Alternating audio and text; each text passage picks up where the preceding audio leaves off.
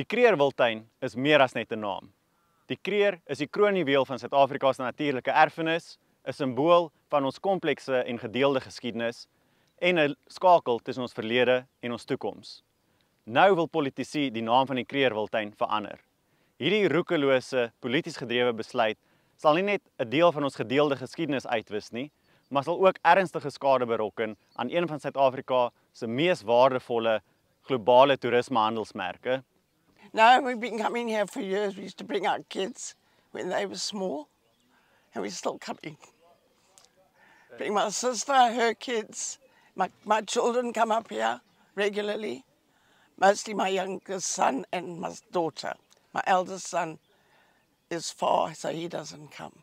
At every corner you go around, you see something different. There's always a surprise, and the animals are just too beautiful. You cannot change the name of Kruger National Park to something else because that is not history. This is history living. You can't make it something else. Help ons om teen hierdie naamsverandering te veg deur jou stem te laat hoor by www.houkruger.co.za. Hou dit Kruger.